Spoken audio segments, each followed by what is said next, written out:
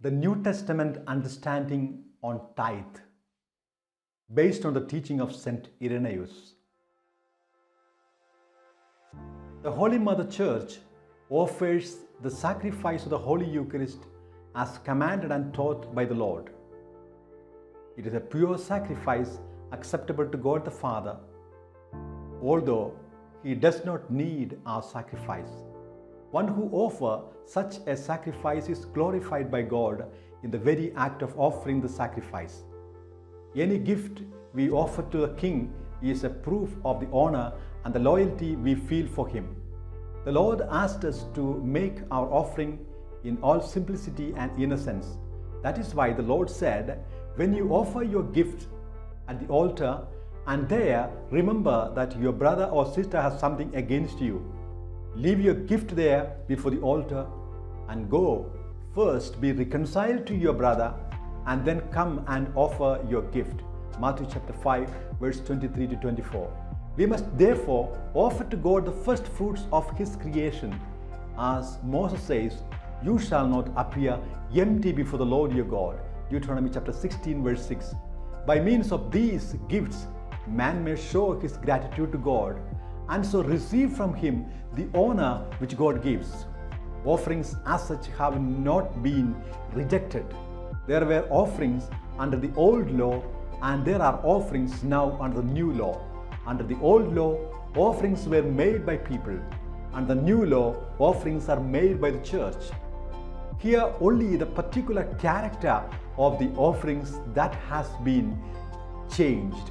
Formerly, they were made by slaves. Now they are made by the freemen. One and the same Lord received the sacrifices, but as there is a particular character belonging to the offerings of slaves, so too freemen give signs of their freedom through the nature of the offerings they make. With God, there is nothing that is purposeless, nothing that is without meaning or ill-considered. Thus, under the old law, they consecrated 10% of their possession as the tithe to the Lord. Leviticus chapter 27 verse 30 and 34 and Malachi chapter 3 verse 10.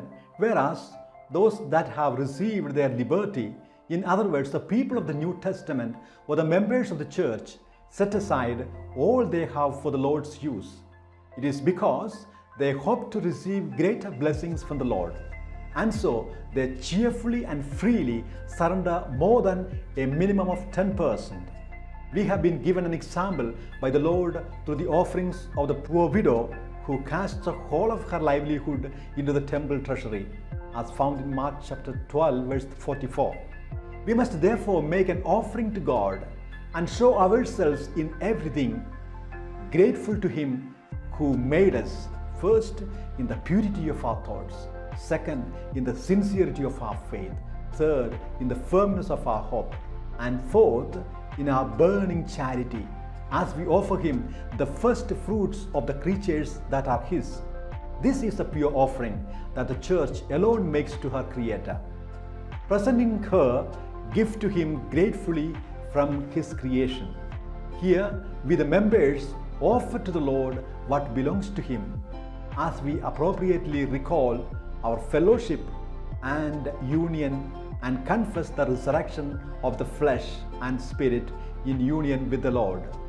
For as the earthly bread, once it has received the invocation of God upon it, is no longer ordinary bread, but the Eucharist, and is made up of two elements, heavenly and earthly, so too our bodies, once they have received the Holy Eucharist, are no longer corruptible, but contains within themselves the hope of the resurrection.